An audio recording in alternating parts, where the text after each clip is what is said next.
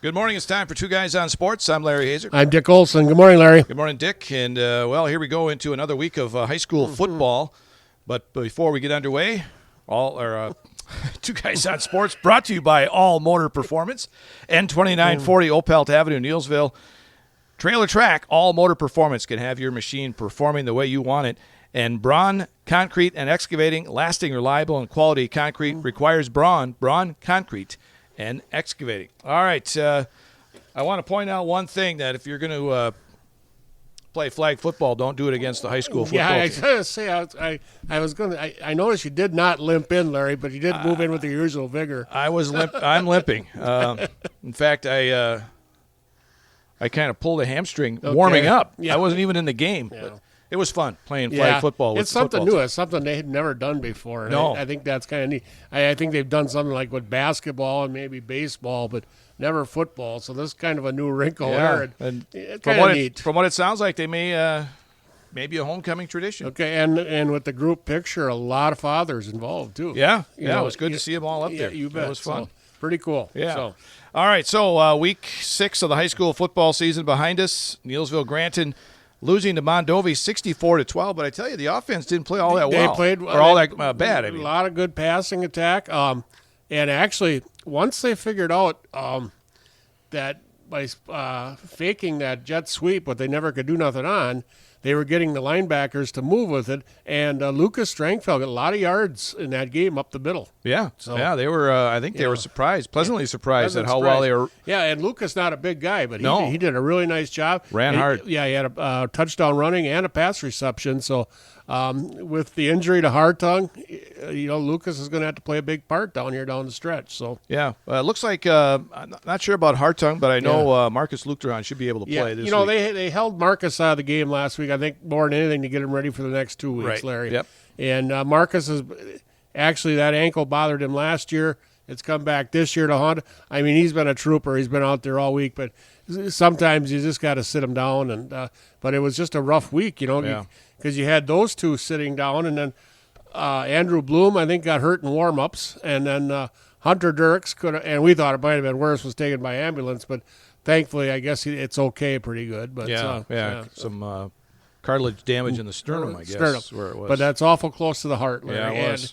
And that's very scary. But these guys are all upperclassmen too, Right. And Dirks has been a big part of the line since he come back, and Hartung and Bloom and Luchterhahn have all been right, big. yeah, So. yeah. But just a little bit undermanned. But like I said, that offense just kept going, and they moved the ball very well. And that offensive line actually was, Played very well. and they had a bunch of younger kids on that offensive line. Yeah. Actually, Andrew Hazer got hit a couple times, but I don't think he actually got sacked in the game, as I recall. So. No, I know. I know a few of them said that they may have been their best pass blocking game of the year. I think it absolutely was, no doubt about it, because he had time, and he completed some long passes too. So, almost 200 yards passing. Yes, absolutely. So, Against a pretty good Mondovi team.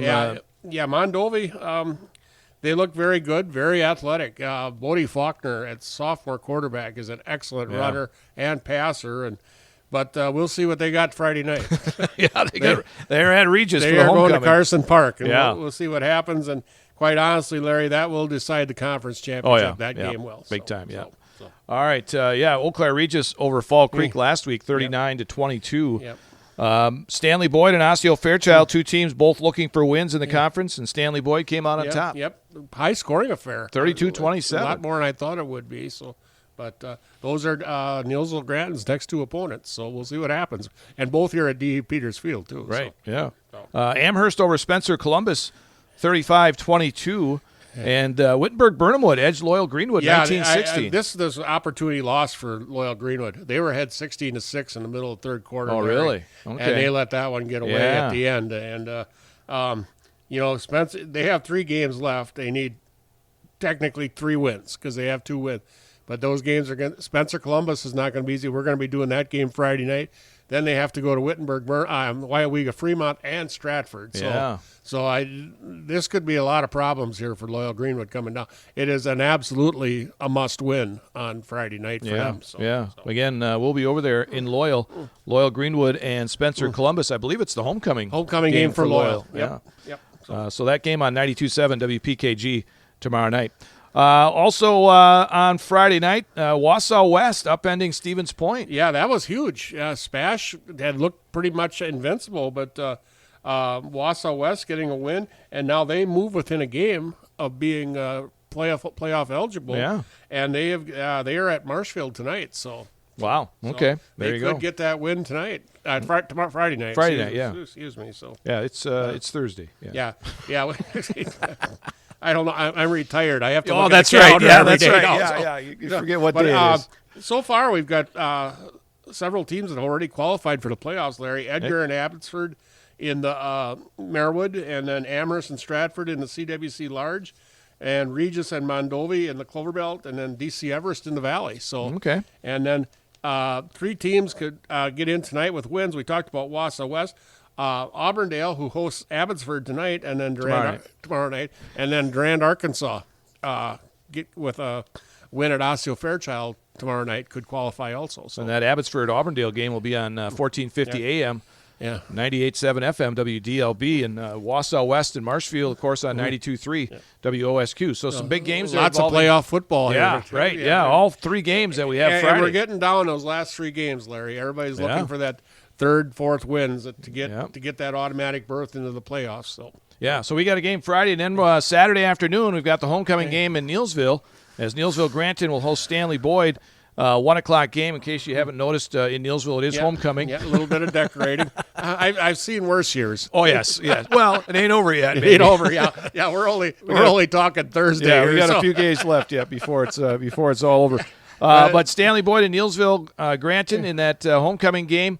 Homecoming week, it's always kind of maybe a distraction a little bit for the players. But I think having a game on Saturday, will alleviate a little bit of that too, because you got all the activities on Friday, but you don't have to play a game that night. Right, So, and maybe Saturday, that'll help that a little bit. And the dance was always Saturday night anyway, so kind of neat that they have that game on Saturday afternoon for a little bit of a change. So. And it's going to be warm. I understand about 85 for a high on Saturday. So that's not your typical October 4th weather. No. All right, 8-player football. Gilman continues to pretty much dominate. Yeah, they've got Alma Center coming into Gilman tonight, and they're pretty much in the playoffs too. And then Luck is at McDonald. McDonald will be in the playoffs also. Lake Holcomb and Owen Withy at Owen Withy tonight. Owen Withy needs a win, I believe, to get in the playoffs also. So it's all coming down to playoff week here for a lot of teams in the area. Yeah, a lot to be decided yet. A lot to be decided, yes, indeed. All right, girls volleyball. Neillsville taking on the chin to Spencer the other night, 3 sets to 1. Yeah, kind of a little bit of a surprise there. Spencer had come in winless, but came in and Neillsville beat them 3-1. So. Both teams played hard. Yeah, they did. Absolutely. It was a good matchup. So, but right now it looks like Columbus is going to be the cream of the crop in the Clover once Belt again. East. Yeah, they hammered Greenwood 3-0 the other night. Owen Withy lost to Colby 3-1. So, but you got Columbus at 3-0 right now. Colby, Loyal, and Owen Withy all at 2-1. So but Columbus has already beaten Colby. So and probably the second best team. Yeah, and Owen Withy has already beaten Loyal. So And Neillsville's at Owen Withy tonight. Yep.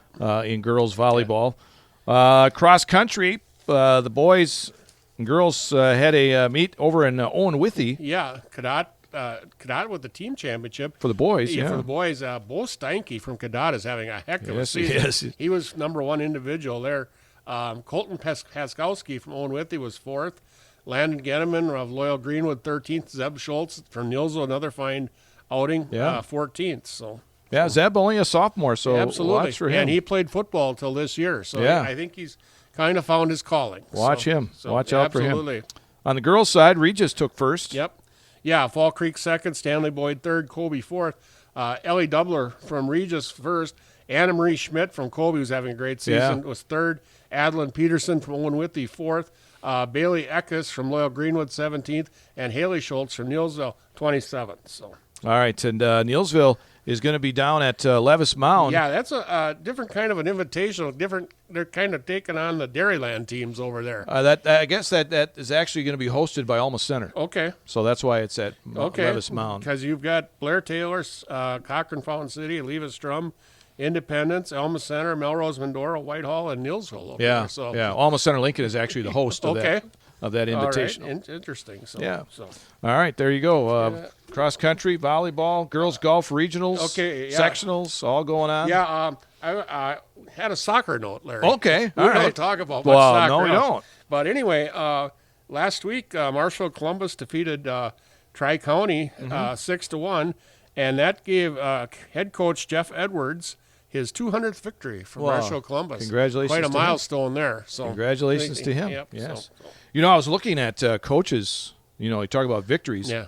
The next victory for Coach John Geyer in girls basketball will be his 500th. Okay. He's at 499, according to the statistics I saw. Okay. So we'll see. And not to get off on the college, but anyway, as long as we're talking, Wisconsin volleyball coach Kelly Sheffield logged his 600th career win last week with the Badgers. So a lot of milestones. A lot of milestones. Yeah, you know, you talk about some of the coaches, but you forget about the Kelly Sheffields and the Mark Johnsons and people like that.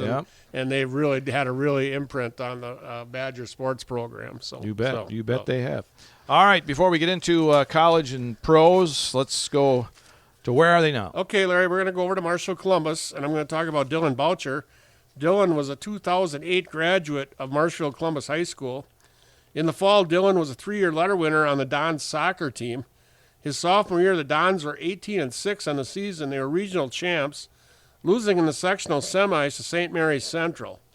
Dylan had 2 goals and 6 assists on the season. His junior year, Columbus was 21-2-1 in the season. They were Mid-State Conference, regional, and sectional champions, qualifying for the WI Division III state tournament, where they lost in the semis to Thomas More 1-0. Dylan had 2 goals and 7 assists on the season. His senior year, the Dons were 16-6 on the season. They were regional champs, losing in the sectional semis to McDonald. Dylan had 3 goals and 5 assists on the season. In the winter, Dylan was a 2-year letter winner on the Columbus basketball team. His junior year, Columbus was 19-6. They were regional champs, losing to Suring in the sectional finals. Dylan averaged 3 points per game. His senior year, Columbus was 22-3 on the season. They were Merwood South and regional champs, losing in the sectional finals again to Suring. Dylan averaged 5 points per game. In the spring, Dylan was a 4-year letter winner on the Columbus boys track team. His freshman year, Dylan was a sectional qualifier in the 100 and 400 meter dashes. He also ran a leg on the Dons sectional qualifying 4x400 relay team. His sophomore year, he ran the first leg of the Columbus state champion 4x100 relay team. He also ran a leg on the 4x400 relay team that finished 7th at the state meet, and he was also a state qualifier in the 100-meter dash. His junior year, he was state qualifier in the 400-meter run, finishing 7th. He was also a state qualifier in the 100-meter and ran a leg on the Dons 4x400 relay team that finished 9th at the state meet. His senior year, he was a state qualifier in the 100, finishing 3rd with a time of 11.32 seconds. He was also a state qualifier in the 400, finishing 2nd with a time of 51.39. He also ran a leg on the Don state qualifying 4x400 relay team that finished 7th. Today, Dylan still holds the Columbus school records in the 100 and 400 and also was part of the school record 4x400 relay team. After graduation, Dylan enrolled at Grinnell College in Grinnell, Iowa, and joined the Pioneers men's track team. His freshman year during the indoor season, he ran the 60-meter dash with the best time of 7.12 seconds and the 55-meter with a best time of 6.61 seconds. During the outdoor season, he ran the 100 with a best time of 11.31 and the 400 with a best time of 53.6. His sophomore year during the indoor season, he had a best of 7.1 in the 60 and 6.58 in the 55. During the outdoor season, he had a best of 11.4 in the 100 and 53.5 in the 400. His junior year during the indoor season, he had a best of 7.08 in the 60 and 6.55 in the 55. During the outdoor season, he ran the 100 in 11.3 and the 400 in 53.1. His senior year, he had a best time of 7.1 in the 60 and 6.5 in the 55 during the indoor season. And during the outdoor season, he had a best of 11.25 in the 100 and 52.9 in the 400. Dylan graduated from Grinnell in 2012 with a bachelor's in business administration and from UW Stout in 2014 with his master's degree in business administration. Today, Dylan is director of project management for Foot Locker. Dylan resides in the Appleton area. Dylan Boucher, Larry. All right, there you go. Good track athlete from Columbus. Yes. All right, reminder that Two Guys on Sports is being brought to you by Braun Concrete and Excavating. Lasting, reliable, and quality concrete requires Braun. Don't just pour concrete, build with Braun. And All Motor Performance, Old Pelt Avenue, Neillsville. Segway UTVs, forged for the future. Find the ultimate versatility of Segway Power Sports at All Motor Performance. And before we continue on, a special show coming up next week. We're actually going to tape maybe all of it or a portion of it tomorrow. Yep. As the 50th anniversary of the 1975 state championship for Neillsville football. And we're going to get some of those guys coming in and reminisce a little bit. Yeah, it sounds like Brian McKevitt and Jeff Vine and a couple others. I believe Mark Dukes is coming in. And we'll see who all comes in. But should be a great time talking. Yeah. 50 years. 50 years, 1975. And the only bad thing about it, Larry, they fell a year short of a playoff system in the WIA because they would have been a dominant force in that 75 team. Yes, they would have. Well, would have. They were. They were. I said I played in the game. I played against those guys a couple years, and they were just tremendous. I said, they weren't the biggest team around, but man, speed to kill. Yeah, they did. All right, the Wisconsin football team gets back into action. Let's see if the bye week helped them a little bit. We'll see. They're going to the big house, so we'll see what happens. Hopefully they get healthier or whatever, but we'll see what changed during that week's time. We'll see. It doesn't sound like was it Billy Edwards? Billy Edwards. Is gonna be around. This week at least. Yeah, and that hurts. You plan a whole off season around him, put an offense in for, and I'm nothing against Danny Neal, but Billy Edwards played in a major program at Maryland. Danny Neal was at San Diego State, and he's small. Where Billy Edwards is a big boy, and I said that they are just snake bitten on these NEL quarterbacks. Every year they've been getting hurt. That game at 11 a.m. on Fox. Yeah. I didn't know this, but Wisconsin leads the nation in rushing defense. Okay. They're only giving up 50 yards a game. Okay, but they get past. But they're going to go against Michigan now. So we'll see. But they get past Ontario. They've lost some people in the secondary, and Alabama really put the game plan to them with the deep passing, and so we'll see. But, where they lead in rushing, they're hurting in passing defense. A little shake-up this week in the rankings with Ohio State number 1, but Oregon after that win at Penn State goes up to 2, Miami 3, Ole Miss up at 4, Oklahoma 5, Texas A&M 6, Penn State down to 7th, Indiana up to 8th, Texas 9th, Alabama 10th. So. And Georgia, after that loss to Alabama, drops down to 12th. LSU, after their loss, drops down to 13th. Don't lose because you're going to fall. Florida State dropped all the way down to 18th after their loss. Yeah, Florida State, they have Miami this week. Yeah, that was going to be a marquee game, but that kind of fell off.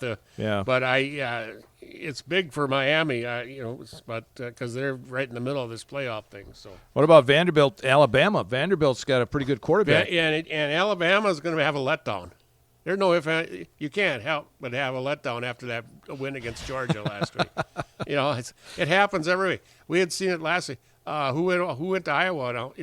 Indiana. Yeah. They struggled down at Iowa. Yeah, they did. Week, yes. But you put all your eggs in that basket that week. It's hard to get up the next week. It is. Is Ohio State playing Oregon this year? I don't know. I never even looked down the schedule to see. Yeah, because next week I believe the Badgers go out to Oregon. So or pretty soon. So Oregon's a good team. Yeah, they were good. And I was surprised that Penn State was able to get back in that game, actually. But In fact, many are saying that quarterback they have could be a number one pick. absolutely, and he wasn't on. I don't know, was he a transfer this year? Cause, I don't know where he came from. Dylan Gabriel was a quarterback last year. Oh, yeah, sure, yeah. So, well, maybe just waiting in the wings for his chance. Yeah, absolutely. So, but, Other than that, it really not really games. much of a schedule. No. Illinois at Purdue, Iowa State at Cincinnati, Texas at Florida. Normally that'd be a good game. Florida's down this year. UCLA is not good. Penn State's going out there. Kent State at Oklahoma. It's a Mississippi State at Texas A&M might be a good game.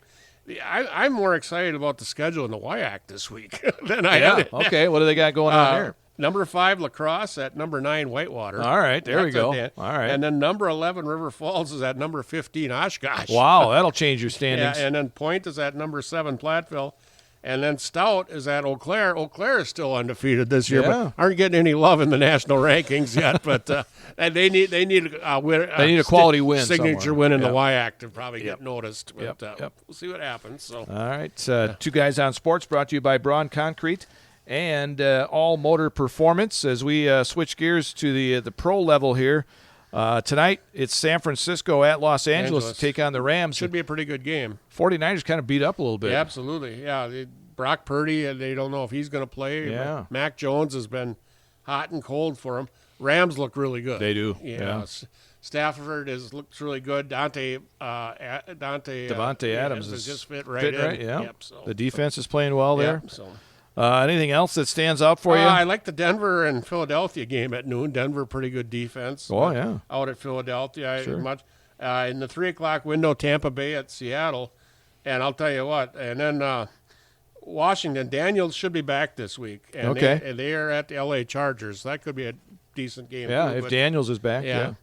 New England at Buffalo. New England scored a lot of points against, I believe, Carolina last week, but they're going against Buffalo. And then Monday night, Kansas City is at Jacksonville, and I don't look much there either. So. Yeah, their late games, their primetime games have not been real good. The best here as of late. I'm not Yeah. sure why that is. Yeah, I said that it seems like you got better games at the 3:30 window Yeah. than you do on Usually Sunday night was the premier matchup. And I don't know if Fox has got the stranglehold, I don't know. or NBC, but the better games have been at that. At 3:25. Yes. Yeah. So- Yeah. Atlanta, Chicago, Green Bay, and Pittsburgh all with byes this week. So.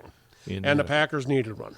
Yeah, they need to get a little healthy Yeah, they're healthy, and I'll tell you what, Larry, and figure some things out. Yeah, I said, first of all, their special teams, another block kick. Yeah.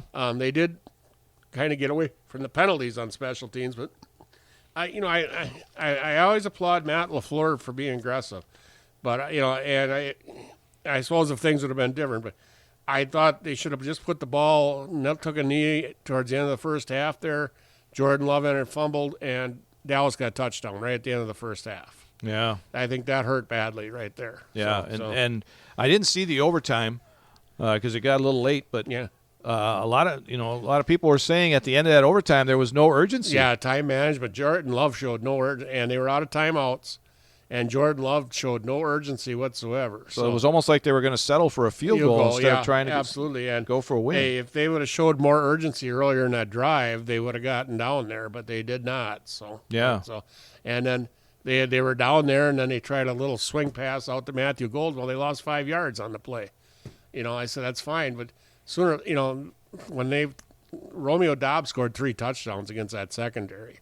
Let's get those guys in the end zone. Where's Tucker Kraft at that time? So, right. Yeah. But yeah, it was like that, kind of like that way at the end of the regulation too. Yeah. It was almost like they were settling for a field goal. Yep, doing a lot of running plays just to get yourself in position. Yep. So, I said the thing about a tie, it's not a win, it's not a loss.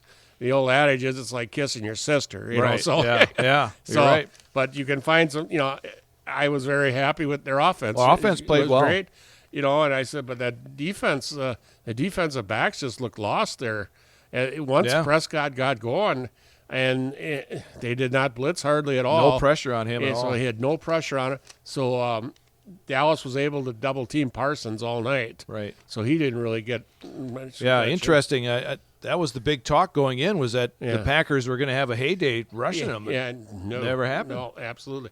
Part of it was because they were able to run the ball, and where was the run defense too? And I said up front, Dante Wyatt got hurt in the second quarter, but before that they were running the ball already. So I don't know. Yeah. It's just, There'll be some things they have to clean a up. lot of things to clean up. They do not play till a week from Sunday against Cincinnati. So Yeah. so I guess if there's any solace in that, it's Cincinnati coming out of the absolutely, break. yeah, absolutely. But you got to get some things figured out. Yeah, because so. his schedule doesn't get any easier. No, absolutely. Once you get down. I said, you've only had one game in the division, and you got a lot to go. So Yeah. and you got the you got Baltimore, you got Pittsburgh, all these teams coming down the pike at you. So Yeah.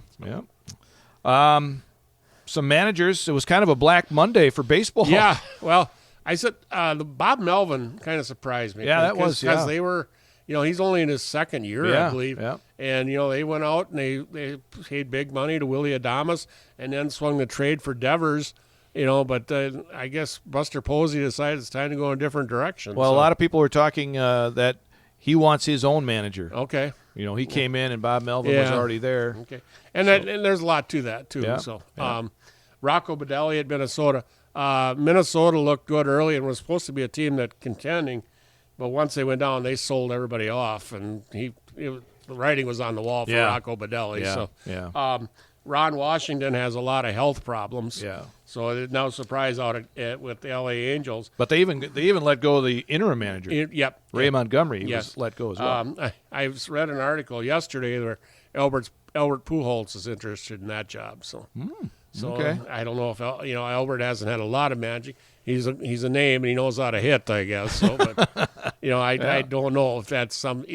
He's a big name, I guess. Well, look at Mr. Vogt over there at Cleveland. and he did that a year out of play. Yeah. So so Who knows? Yeah, Maybe there are good managers. yeah, and maybe in this day and age, you need managers who can relate to the players. Right, Who right. better than Albert Pujols? Yeah, So yeah. especially with so many players being from the Latin American area. Right. Yeah. So, You bet. so, yeah. so Snitker, also from Atlanta. is he going to? Yeah, hang it out? he's done too. Okay. Yeah, he's going to take a position in the upper office. So. Yeah. So and be interesting to see how they go there too. Yeah.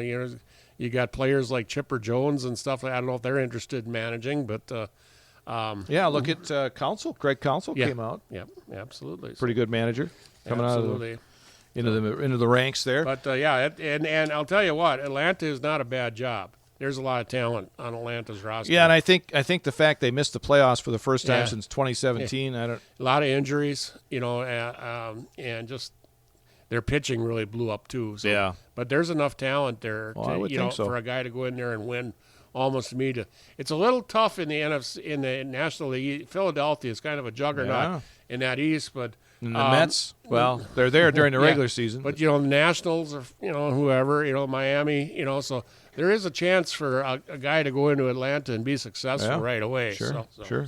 so. Just a quick look, Brewers. They got the winner of the Chicago-San Diego Saturday, series. Yeah. to be determined yet. So Yeah. What do you think?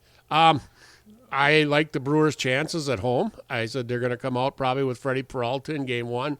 I would think Quinn Priester Game 2. And from what I'm reading, probably Jose Quintana is going to be healthy enough to go in Game 3. I mean, they've all had rest. They've all had rest. Plenty of rest. And the only sad thing I don't see any mention of Brandon Woodruff. Yeah. Which is bad. But Yeah. if they've got those three starters, and I believe it's a best of 5 series. So I believe so. Yeah. so we'll Yeah. see what happens. But I think you got a good 1-2 punch coming out with Peralta and Priester. Your bullpen is going to be tremendously rested. Trevor McGill is going to be back. Yep. So DL Hall is back, DL Hall. and so, I believe Mizorowski's going to the bullpen. So they're not too happy with him from his pitching lately. But No. but he's an arm out there. So And he's young. He's young. He said so. Whatever.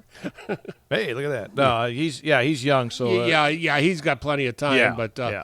just the fact, you talk about if you can get 5 or 6 out of your starting pitcher, Yep. you've got the bullets. Yep. With McGill at the closer, Uribe, the big left-hander, and then Ashby.